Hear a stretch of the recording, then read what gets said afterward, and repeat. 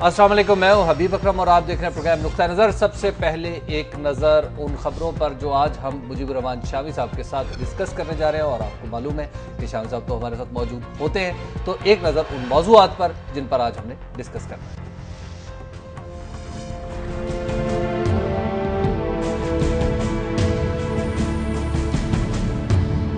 इंसानी हुकूक के आलमी दिन के मौके पर सदर जरदारी की मलाला कॉन्फ्रेंस में शिरकत। पाकिस्तान मलाला फंड के लिए $1 करोड़ देगा।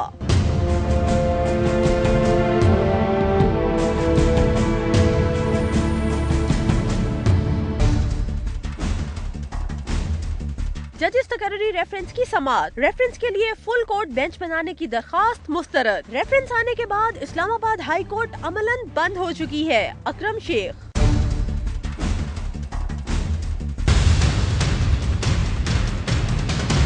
क्या अरसलान इफ्तिखार केस भी शुएब सेटल कमीशन के साथ ही खत्म हो गया?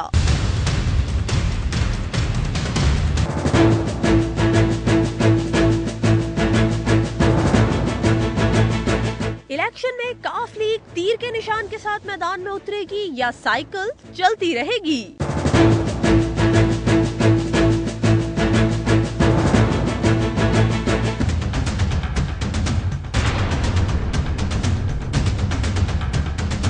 मिस्र के सदर मोहम्मद मोर्सी की मुश्किलात क्या कभी खत्म होंगी?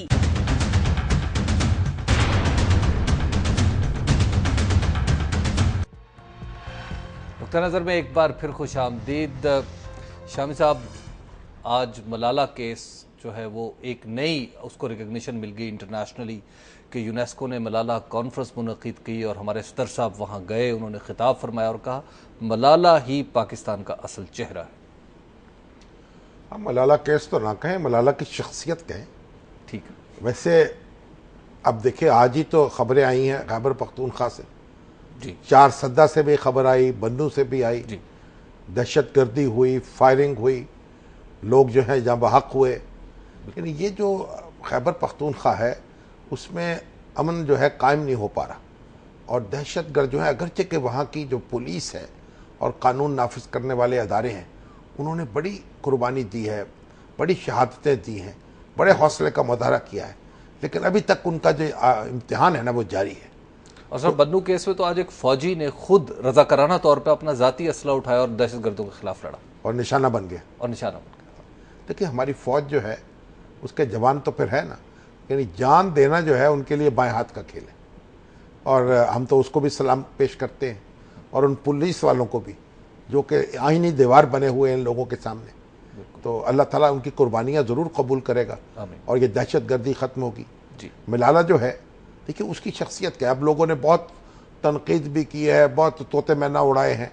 देखिए, मलाला एक बच्ची, मासूम बच्ची जो खड़ी हो गई दहशत के सामने और तालीम हासिल करने का जो हक़ है औरतों का, वो उसने मांगा कि मुझे दिया जाए, उस पर इसरार किया। देखिए, ये वो हक़ है जो दुनिया भी तस्लीम करती है, और हमारे यहाँ हमारा जो मज़हब है वो भी इसको, उसके यहाँ तो एक बड़ी बुनियादी अहमियत है। रसूलुल्लाह सल्लल्लाहु अलैहि वसल्लम ने फरमाया कि जो इल्म की तलब है, इल्म हासिल करना जो है वो फ़र्ज़ है मुसलमानों पर, मर्दों पर भी और औरतों पर भी। ठीक है। आपको मालूम है कि हज़रत आयशा सिद्दीक़ा किस दर्जे की फ़क़ीह थी, किस दर्जे की ख़तीब थी। यानी उनकी जो रवायत है अहादीस की कितनी मुस्तनद है। तो हम तो हमारे यहाँ तो एक ख्वातीन जो है उनका एक पूरी तारीख में देखे एक तसलसल है। उन्होंने एक किरदार अदा किया है। हज़रत खुदैजतुल कुबरा कारोबार करती थी ना, बिल्कुल। रसूलुल्लाह सल्लल्लाहु अलैहि वसल्लम उनके नुमाइंदे के तौर पर कारोबार करते थे, उनकी नुमाइंदगी करते थे, वो खुद मालिक थी कारोबार की। औरत हमारे यहाँ कारोबार भी कर सकती है, तालीम हासिल करना भी उसका हक है। ये देखिए, ये जो बच्चे खिलाना है, उनको दूध पिलाना है, घर का कामकाज करना है, ये उसकी जिम्मेदारी नहीं है औरत की, जो हमारे मुआशरे में समझी जाती है। इसका मुआवजा तलब कर सकती है वो अपने खामद से। मैंने घर भी जाना है शाम से। आप जाएंगे अभी, आप तो माशाल्लाह जवान हो चुके हैं, आपको दूध पीते बच्चे थोड़ी हैं। देखिए, लेकिन अगर देखिए, ये सारे औरत के हकूक हैं जो हम तस्लीम नहीं करते हमारे मुआशरे में बदकिस्मती से। ये चैलेंज है। तो मलाला जो है यकीनन वो पाकिस्तान का चेहरा है, हमें उस पर फख्र होना चाहिए, उस बच्ची पर।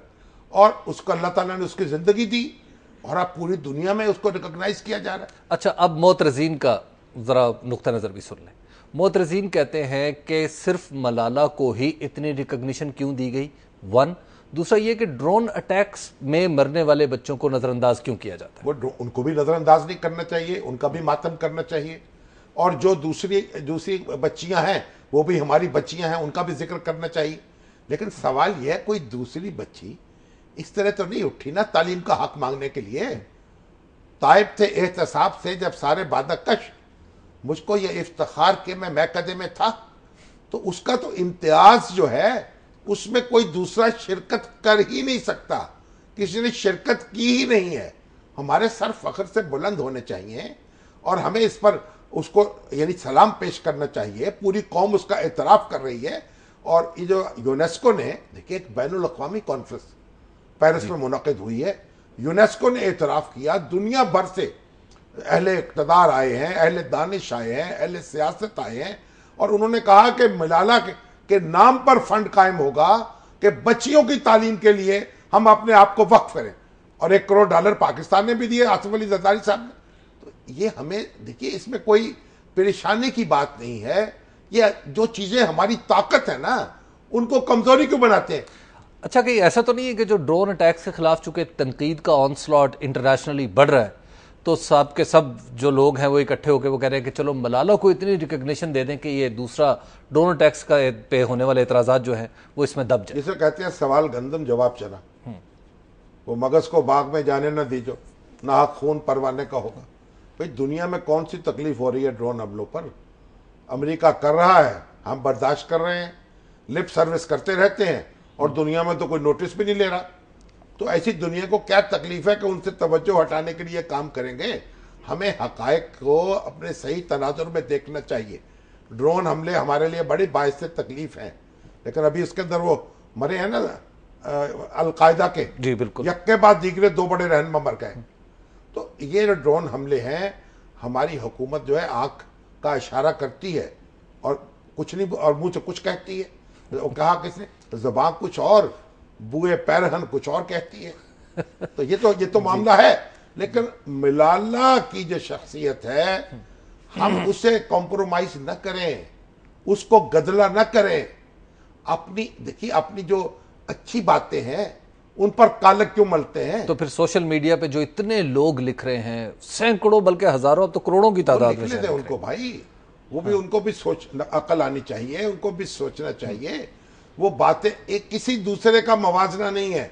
आप एक सेब को और अनार को और संतरे को नहीं मिला सकते एक दूसरे के साथ। वो कहते हैं सेबों को संतरों के साथ न मिलाएं, Apple with apples and oranges with orange. ये जो हमारी बच्ची है, ये हमारे लिए बाइस फख्र है। जहां जहां हमें मगरिब से इख्तलाफ है, बिल्कुल हमें आजाद करना चाहिए, तनकीद भी करनी चाहिए, अमेरिका पर भी करनी चाहिए। डरने की क्या बात है इसमें? एक ब्रेक का वक्त हो गया, ब्रेक के बाद हम दीगर खबरों पर बात करेंगे। आप देखते रहिए नुक्ता नजर।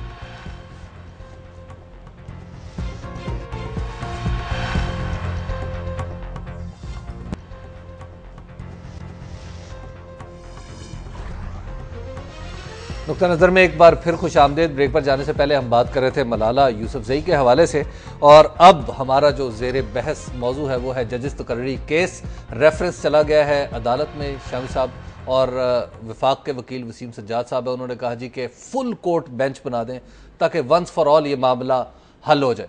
राव आरिफ साहब हमारे साथ मौजूद। राव आरिफ साहब से बात करने पे इस तरह बात। राव आरिफ साहब आज यूनेस्को के उस इजलास में मौजूद थे जहां सदर फोन आया कि मैं वहां मौजूद बात करें जी। राव आरिफ साहब, अस्सलाम वालेकुम शामी साहब। वालेकुम सलाम जनाब, क्या हुआ जनाब इजलास में? जरा थोड़ी सी आंखों देखी कार्रवाई सुनाए। जी शामी साहब, आज जब इजलास शुरू हुआ है तो आसिफ जरदारी साहब जब स्टेज पर आए हैं, माशाल्लाह उनका बड़ा अच्छा इस्तकबाल किया गया। और ये लैला यूसुफजई के सिलसिले में यूनिस की कॉन्फ्रेंस थी यूएनओ की, और दूसरा जो हर फिरके के लोग, फ्रेंच, यूके के साबिक प्राइम मिनिस्टर और जनरल सेक्रेटरी, जनरल डायरेक्टर थे जो यूएनओ के, और हुआ क्या वहाँ? फंड का यूएनओ के सब ने जो लैला जई है उनके खराज तहसीन पेश किया और पाकिस्तान पे पाकिस्तान को अमदाद देने के लिए उन्होंने प्रोग्राम भी बताया कि हम जो स्कूल बनाए जाएंगे जो फ्री स्कूल होंगे तालीम के लिए, बच्चियों की तालीम के लिए। हाँ जी, बच्चियों के लिए वो बहुत सी उन्होंने ग्रांट का ऐलान भी किया। जी शम साहब, फंड्स मुख्तस किए इसके लिए। जी बिल्कुल उन्होंने ये बड़ा अच्छा कामयाब दौरा था जरदारी साहब का, जिसपे बड़े जरदारी साहब का दौरा तो कामयाब हो जाएगा, अब मैं तो फंड्स की बात कर रहा हूँ। जी नहीं, उन्होंने जनाब अब ये सब ने बाकायदा जो यूएनओ के जनरल सेक्रेटरी हैं उन्होंने भी ये जोर दिया है कि हमारे जो जितने भी बहुत शुक्रिया आपका। बता रहे थे आरिफ साहब जनाब वहां का आंखों से काल सुना रहे थे, लेकिन लगता है आंखें बंद कर ली थी उन्होंने फिर चलाते चलाते, क्योंकि वो जरदारी साहब के गिरदी घूम रहे थे। तो हम मलाला की बात कर रहे हैं, वो जरदारी साहब की बात कर रहे थे। तो जरदारी साहब जो है उनका इस्तकबाल भी मलाला के मरहून मिन्नत हो गया ना, अगर ना वरना ना होता। मलाला का साथ दो जी, ठीक है ना। जो शब्द हम बात कर रहे थे जजिस तकर्री केस के, तो जजिस तकर्री केस जो है हुजूर गुजारिश ये है, एक तरफ हमारी हुकूमत है और एक तरफ हमारी अदालत है। ठीक है, एक सब आग एक सब पानी। आग कौन है और पानी कौन है? दीदा और दिल अजाब हैं दोनों। बात को भाई वो अदालत जो है वो अपना तहक्कुम जमाना चाहती है, वो जजिस केस का खुदा करके कमीशन बने, फिर सारी चीजें हुई, अब हुकूमत अपने मामलात ले आई है। लेकिन अब ताज्जुब की बात यह है कि एक जो इस्लामाबाद हाई कोर्ट के सीनियर तरीन जज हैं वो तो हज पे चले गए और जूनियर जज को बैठा लिया गया, और फिर जूनियर जज जो है उन्हीं का तकर्रुर कर दिया गया चीफ जस्टिस के तौर पर। ठीक तो है, बात यह है कि जो रवायात अच्छी कायम हो जाए मुल्क में, उनकी पासदारी करनी चाहिए ना। बिल्कुल। अगर इंतजामिया को अपनी मर्जी करने का हक नहीं है तो फिर कमीशन को भी हक नहीं है। लेकिन कमीशन को यह हक नहीं है कि वो सीनियर लोगों को नजरअंदाज करे और जूनियर लोगों को इनका इंतखाब करे। लेकिन शामी साहब इसके बाद बार काउंसिल भी कहेगी जनाब अब हमारा रिकमेंडी जो है उसको जज बना लें। देखिए बार काउंसिल तो ये कह रही है कि हमें नाम तजवीज करने का हक दिया जाए, जो हमारा नुमाइंदा है वहां बैठा हुआ। तो इसमें कोई बुरी बात नहीं है, उस प्रोसेस में उनको भी शरीक किया जा सकता है। अब देखिए इस वक्त तो मामला यह था कि सदर का जो रेफरेंस है उसको पूरी फुल कोर्ट सुने, अब उन्होंने मुस्तरद कर दिया जी। मेरी जाती राय में ये रेफरेंस फुल कोर्ट ही को सुनना चाहिए। अच्छा, क्यों? कि सदर ने सुप्रीम कोर्ट को रेफर किया है केस, रेफरेंस सुप्रीम कोर्ट को होता है। ठीक है, 1 2 3 4 जजों को नहीं होता। अच्छा, और इसलिए जब इस तरह की कोई सूरत पैदा हो जाए, रेफरेंस आए तो फुल कोर्ट को सुनना चाहिए। और हमारे यहां यह रवायत रही है, जस्टिस अनवारुल हक के दौर ने मुकदमा सुना भुट्टो साहब का, फुल कोर्ट, उनको कोई पाबंदी नहीं थी, वो 2 आदमी भी बैठ के सुन सकते थे। फिर जो नुसरत भुट्टो केस मार्शल्ला के खिलाफ, फुल कोर्ट। उसके बाद जो मुकदमा नवाज शरीफ साहब की असम्बली तहलील हुई, फुल कोर्ट। ये बिदअत कायम की सज्जाद अली शाह साहब ने, अपनी मर्जी के बेंच बनाए, अदालत को तकसीम किया और खुद भी रुस्वा हो गए। तो अदालत जो है सुप्रीम कोर्ट का मतलब है फुल कोर्ट। हम तारीख के सामने जवाबदेह हैं और अदालत भी तारीख के सामने जवाबदेह है, यह हम सबको समझ लेना चाहिए। वगरना अब देखिए दुनिया में हमें कुछ तो सीखना चाहिए ना आगे की तरफ। बाकी तो ये जो रेफरेंस है इसका तो जो जवाब होना होगा आ जाएगा, क्योंकि ये तो बस एक वक्त जो है वो सर्फ हो जाएगा। फैसला तो देखिए बिलाखिर अदालत ने फैसला करना होता है, लेकिन गवर्नमेंट चाह रही है कि कोई इसके पैरामीटर्स बन जाएं, कोई नुक्ते जो है वो तय कर ले। बहुत से नुक्ते उठाए, 13 नुक्ते हैं मेरे ख्याल जो रेफरेंस में उठाए गए हैं। चलिए उनका जवाब दे देगी सुप्रीम कोर्ट, लेकिन होना यह चाहिए कि सारी अदालत बैठे। लेकिन फिर कमीशन का अंजाम क्या होगा? जैसे आप कह रहे हैं कि कमीशन भी इस बात का पाबंद है, इंतजामिया का अंजाम क्या होगा? बंदा होगा, इंतजामिया का अंजाम क्या होगा? ये अंजाम क्या होने हैं? ये तो कॉन्स्टिट्यूशनल मामलात हैं। एक कमीशन ने एक फैसला किया है, अदालत में उस पर नजरसानी एक किस्म की दरखास्त ही है ना, क्योंकि नुक्ते जो उठाए गए हैं उनको सारे मामलात को आज से न हो तय करवाना आज जो चाहते नुकता हैं। डिस्कस हो रहा था वो था कि एज का तयन कैसे करें, उम्र से करें या ओहदे से करें। जैसे आज दुनिया आज तो नहीं शुरू हुई ना, ये जब से जुडिशरी में एज जो है वही से सेनियरिटी मुतय्यन होती रही है। तो हमें आज सारे काम नए सिरे से कैसे करने, इजादात हमने करनी है हर जगह, तो इजादात से परहेज किया जाए हजूर। इंतजामिया जो है वो अपनी जगह लगी हुई है और अदलिया जो है उनको भी एक आला रवायात की पासदारी करनी चाहिए। हमें बड़ी तवक्कुआत हैं, हमारी तवक्कुआत पर पूरी भी उतर रही है अदलिया। मैं उन लोगों में से नहीं हूं जो अदलिया से को मायूस हो, लेकिन देखिए और जरा बुलंद होना चाहिए। बुलंदी की तो कोई हद नहीं है ना। मैं चाहता हूं अदलिया जरा को हमाला की तरह हो जाए। हमारे लिए वक्त की हद बहुत शदीद है, ब्रेक का वक्त आ गया। ब्रेक के बाद हम यही से गुफ्तगू आगे बढ़ाएंगे। आप देखते रहिए नुक्ता नज़र।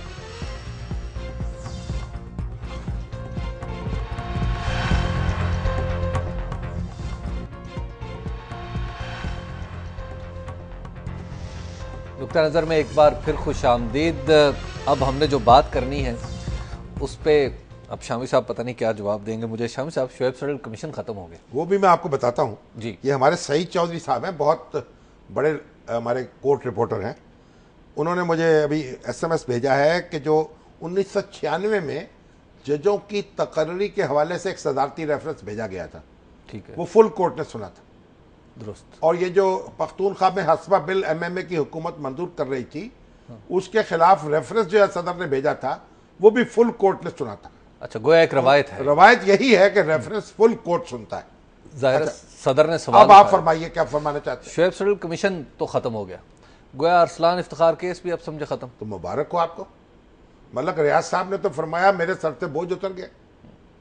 अब शोएब सडल साहब तो बड़े दबंग अफसर हैं भाई, उनसे उनको दबाना बहुत मुश्किल काम है।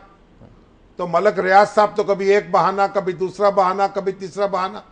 अगर वो सारे जो कुछ उनके पास मवाद था उसको लेके आ जाते तो आसानी हो जाती, सडल साहब को भी, मलक साहब को भी। शाम साहब, ये जितने बड़े लोग हैं इनके बेटों पे जब इल्जाम लगता है तो सब के सब क्लीन चिट लेके कैसे निकल जाते हैं? मून सिलाही देख लें, अब्दुल कादिर गिलानी देख लें, अरसलान इफ्तिखार साहब देख लें। अच्छा, ये तो फिर आप मुझे ये तो आप उन बेटों से पूछे जाके आप उनको बेटों से कोई तकलीफ हो रही है क्या, या बापों से हो रही है? वैसे एक बात करो, यानी आप एक सवाल है, अगर बड़े आदमी का बेटा है और उस पर कोई इल्जाम लग गया तो बस इसी पर धर लेना चाहिए उसको। हर चीज की तहकीकात होनी चाहिए। मुन सिलाई साहब हों या अब्दुल कादिर गिलानी हो या अरसलान इफ्तिखार हो, जो जुर्म साबित होगा जिसपे उसको सजा दी जाएगी। अरसलान इफ्तिखार का तो मामला ये है कि मलक साहब ने कहा कि 34 करोड़ मैंने दिया है जी, और सबूत पेश किया 50 लाख की पर्चियां, ठीक है, और बाकी सारा कैश। तो उन्होंने लिखा है जनाब सडल साहब ने 1.47% जो रकम थी उसका कोई दस्तावेजी सबूत दिया गया। तो अरसलान ने कहा जनाब मैंने इनसे पैसे लिए थे। वो अहमद खलील साहब एक उनके थे, अरसलान वो क्या नाम है इनका, सुलेमान क्या नाम है उनका, इनके दामाद जो सलमान, उनसे लिए थे, उनको पैसे वापस कर दिए। ये मेरे पास सबूत है 45 लाख देने का। ठीक तो 50 लाख की बातें उन्होंने की थी, उनमें वाउचर कुछ गड़बड़ है, कुछ मसला है, तो 45 लाख उन्होंने दे दिए, साफ पाक हो गया। शाम साहब, इस रिपोर्ट पे दोनों ही फरीक खुश हैं, दोनों फरीक खुश हैं कि उनकी जान छूट गई। मलक साहब का तो उन्होंने जनाब बाकायदा पूरा इनकम टैक्स का जो खोला है खाता, कहा जी इतनी इनकम तो बताएं पहले इनकी कहां है, और 100 पता नहीं कितने अरब रुपया, तो उन्होंने कहा करोड़ रुपया उनके ऊपर लग जाएगा इनकम टैक्स सडल साहब की तहकीकात के मुताबिक। अगरचे को उन्होंने ये कहा है कि ये इब्तदाई बात है, उनका इरादा नहीं था हतमी रिपोर्ट देने का। उन्होंने इब्तदाई रिपोर्ट दी थी, इंटरम रिपोर्ट, अबूरी रिपोर्ट, और उस रिपोर्ट का पढ़े, उसमें लिखा हुआ है बार बार कि वो इनके जो असासा जाते हैं इंग्लैंड में, उसके लिए वहां लिख दिया गया मुतलका हुकाम को, और इंतजार है उनके जवाब का, वो जल्द आ जाएगा। फिर ये कहा कि अब जो कार्रवाई है कमीशन की ओपन होगी, मीडिया पूरा उसमें आ सकेगा। फिर कहा हम पूरी ध्यानदारी के साथ ये काम कर रहे हैं, आप हदायत करें मलक रियाज को कि वो जनाब हमारे सामने पेश होकर अपनी मवाद पेश करे।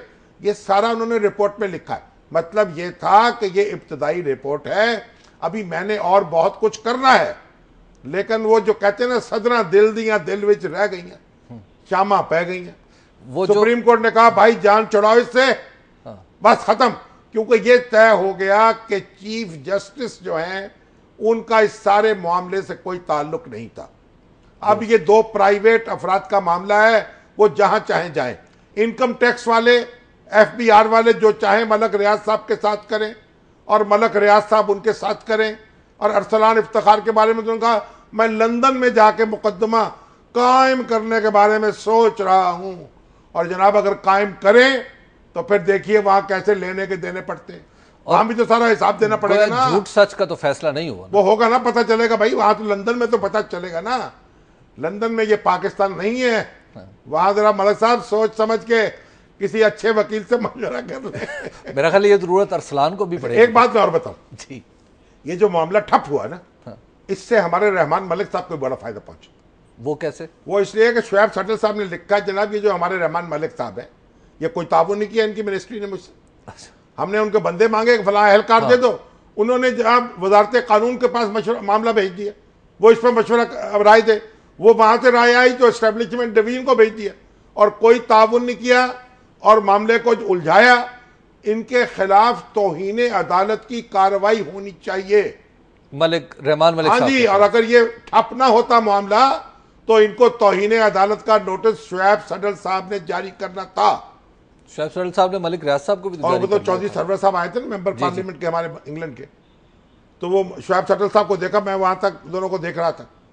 उन्होंने कहा भाई आपका कमीशन तो डिसमेंटल हो गया। तो बड़े हंसे, डिसमेंटल हो गया कमीशन। और शुएब सडल साहब जो हैं बहरहाल उन्होंने अपना जो काम करना था कर दिया। मलक रियाज साहब ताउन करते तो उनके हक में बेहतर होता, गोया साजिश नहीं किया तो तब भी उनके हक में बेहतर हो गया। लेकिन वैसे शाम साहब मजा नहीं आया, कोई अजीब सा फिल्म का अंजाम हुआ है। वैसे आपने पढ़ी नहीं ना रिपोर्ट? उस रिपोर्ट में बहुत कुछ है। अच्छा। उसमें बहुत कुछ निकल सकता है और ख्वाबों में डरा सकता है, तंग कर सकता है। किसको? कई अफराद को। अरसलान को या मलिक साहब? जिनका मैं नाम लूंगा फिर आप कहेंगे जनाब मेरा प्लॉट क्या हुआ। शाम साहब मैं मलिक साहब आप खुश हैं तो खुश रहने दें। चले जी अगली खबर की तरफ चलते हैं जी। शाम साहब जो ये इलेक्शन हुए जिमनी इलेक्शन, ये कहते हैं कि बहुत भारी पड़े हैं PMLQ और PPP के इत्तेहाद के लिए और वट्टू साहब के लिए। नहीं, वो लोग कहते हैं जनाब इनके इत्तेहाद से, वो सीटें तो थी मुस्लिम लीग नून की, ठीक है, तो वो उसने जीत ली। अब एक सीट में तो उन्होंने कैंडिडेट ही उड़ा लिया। वो जाहिद इकबाल साहब चौधरी जो हैं 30-40 करोड़ रुपए के डेवलपमेंट के फंड लेके फेडरल गवर्नमेंट से और शामिल हो गए जनाब मुस्लिम लीग नून में। तो वो बेचारा यानी इलेक्शन तो गलत हो गया उनका। अब वो लोग कहते हैं कि ये दोनों जमातें मिलकर अपने वोट बैंक को बढ़ा नहीं सकी। ठीक बात। और ये भी कहा जा रहा है कि जो अब ये तीर का निशान लेंगे मुस्लिम लीग काफ वाले के नहीं लेंगे, यानी तीर इनको लगेगा या दूसरों को लगेगा। बात यह है कि मुस्लिम लीग काफ के लिए मुश्किल है। तीर का निशान अगर होगा तो मुस्लिम लीग की वोटर भाग जाएंगे, और अगर साइकिल का निशान होगा तो पीपल्स पार्टी वाले भाग जाएंगे। इसलिए आप ये देखिए कोई इसका हल निकालेंगे, क्योंकि वो साइकिल पर बैठकर तीर नहीं चलाया जा सकता। ठीक है, और तीर चलाना हो तो साइकिल पर नहीं बैठा जा सकता। बड़ा चौधरी परवेज अलाई साहब बड़े तरकीब वाले उनके हैं, उनको तरकीबें आती हैं। चौधरी शुजात हुसैन भी कुछ निकालेंगे रास्ता, को मिट्टी पाएंगे कहीं ना कहीं। कोई साइकिल और तीर इकट्ठा करके कोई निशान कुछ आप बताएं, उनको मशवरा दें, उनको मशवरा दे दे किस तरह इकट्ठा किया जाए इनको। एक ब्रेक का वक्त है, तीर जो है कहीं साइकिल के ट्यूब पे न लग जाए। एक ब्रेक का वक्त है, ब्रेक के बाद हम आपके सवालात भी लेंगे। 042362968114 पर आप हमें कॉल भी कर सकते हैं। इसके अलावा हमने मिस्र की सूरत हाल पर भी बात करनी है, लेकिन एक वक्फे के बाद।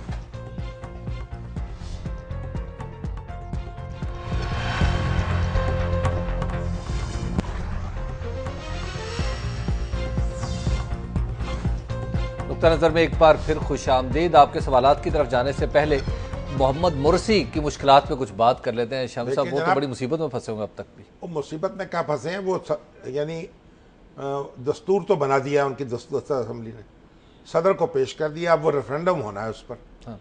अगर रेफरेंडम में लोगों ने नामंजूर कर दिया तो फिर नई असेंबली होगी, उसके सामने फिर वो दस्तूर बनाएगी। अच्छा, अब सदर मुर्सी को यह खदशा था कि ये जो कॉन्स्टिट्यूशनल कोर्ट है ना उनकी, ये सुप्रीम, ये कहीं दस्तूरिया कोई घर ना बजवा दे।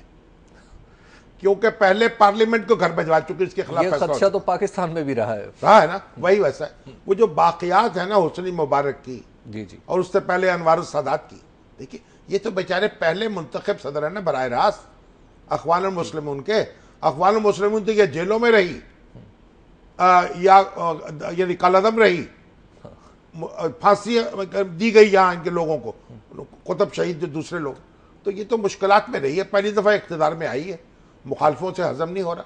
शाम साहब ये मजहबी जमातें सख्त हुकूमत क्यों कायम करें? नहीं सख्त हुकूमतें भाई, आपको तो पता नहीं है हजूर, आप क्यों ऐसी मजहबी जमातों के बारे में पता नहीं क्यों आप ऐसे ख्यालात रखते। जो मीडिया आपको रिपोर्ट पता मिस्र में क्या होता था?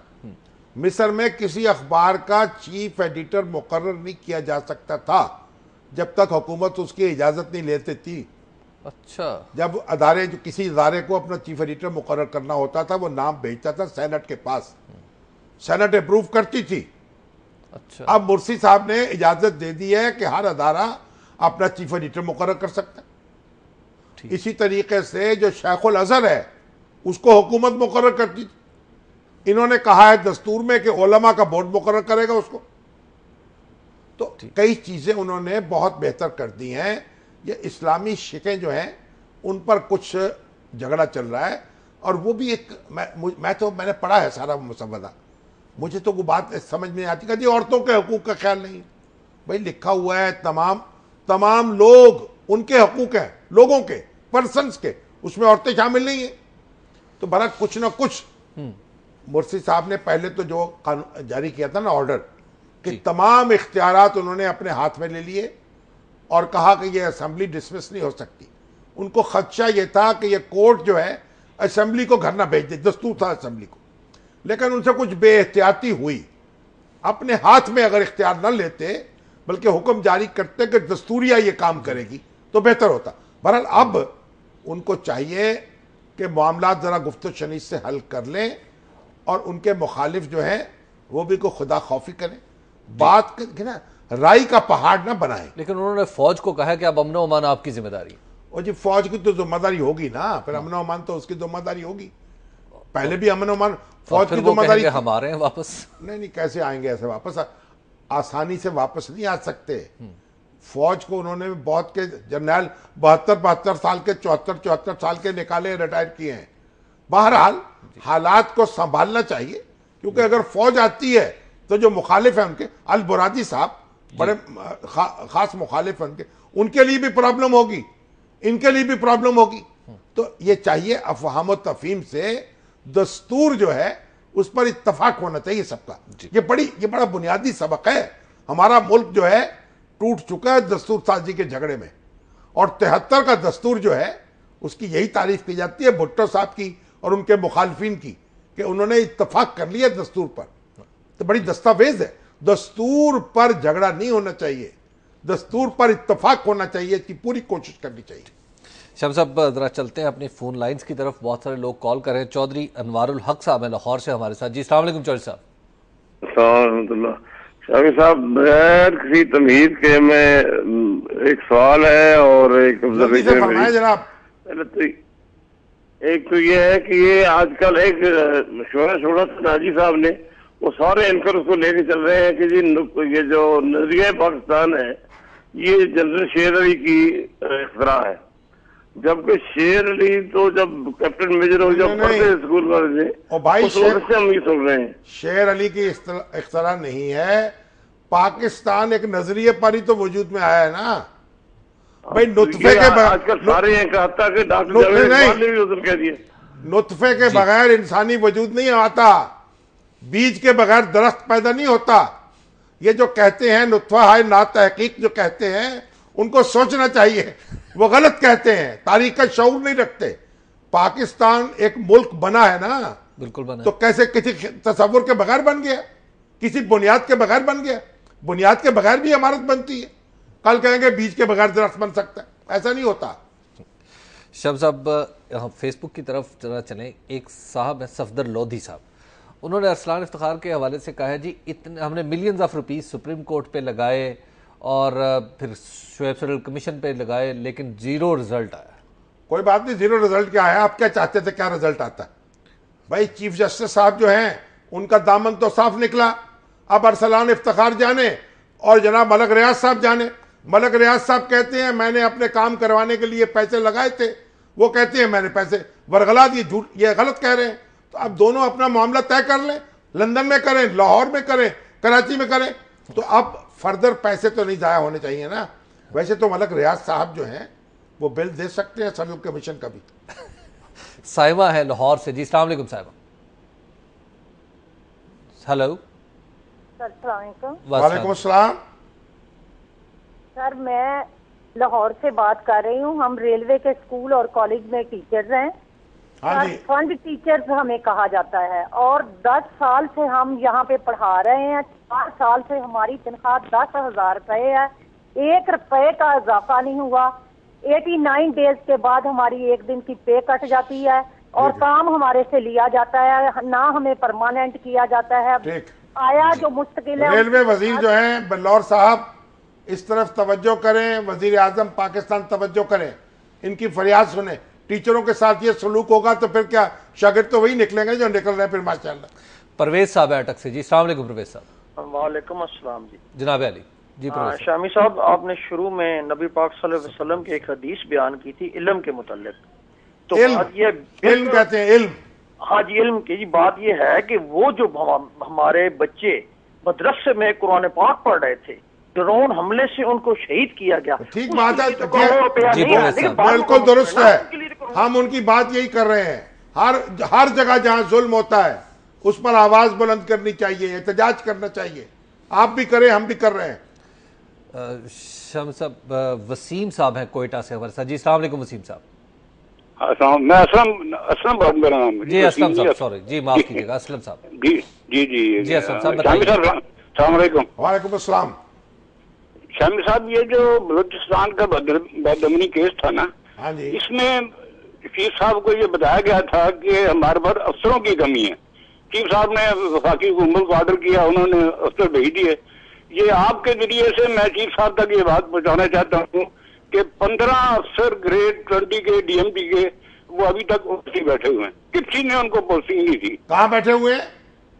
वहीं बलूचिस्तान में कोयटा में जाके। यानी उनको पोस्टिंग नहीं मिल रही? नहीं, पोस्टिंग नहीं दी उनको। ठीक है, आपकी बात जो है पहुंच गई चीफ जस्टिस साहब तक जी। अब यही तो हम कर सकते हैं। शाम साहब नहीं, वो एक हमारे नवाज मलिक साहब हैं, SMS किया कि शाहीन साहबाई साहब ये कहते हैं कि तमाम पार्टियां इंतखाबात का इल्तवा चाहती हैं MQM के अलावा 1 साल के लिए। भाई मुझे इत्तला में ऐसा नहीं है, मैं इसकी तायीद नहीं कर सकता। आप उनसे रब्ता करें, उनसे पूछें। शाम साहब, हमारे प्रोग्राम का वक्त ख़त्म हो गया, लेकिन चलते चलते नाजरीन आपको बता दूं कि कल से हम एक खुसूसी प्रोग्राम का सिलसिला शुरू कर रहे हैं नुक्ता नज़र का ही। नुक्ता नज़र में गुलाम मुस्तफ़ा खर साहब भी होंगे, उनके साथ भी हमने प्रोग्राम्स कुछ रिकॉर्ड करेंगे, इंटरव्यू उनसे करेंगे, और उसके बाद अल्ताफ़ हसन कुरैशी साहब भी, और फिर शामी साहब का तज्जिया तो है ही। ये प्रोग्राम्स का एक सिलसिला है, 4 प्रोग्राम्स की एक सीरीज़ है जो कल से शुरू होगी और इसमें ढाका के हवाले से है, क्योंकि ये दिसंबर का महीना है। वो दिन आ गए हैं जब पाकिस्तान 2 लख्त हुआ था। बिल्कुल, तो हम उन वाकयात को तज़किरा कर रहे हैं दोबारा और तह तक पहुंच रहे हैं ताकि लोग इस पर गौर करें और सोचें। तो ये गोया एक पूरी की पूरी एक तारीख है जो आपके सामने अनफोल्ड हो रही होगी इन प्रोग्राम्स के जरिए। जरूर देखिएगा। हमें आज के प्रोग्राम से इजाजत दीजिए। कल से माफ कीजिएगा, कल हम दोबारा आपकी खिदमत में हाजिर होंगे। तब तक के लिए खुदा।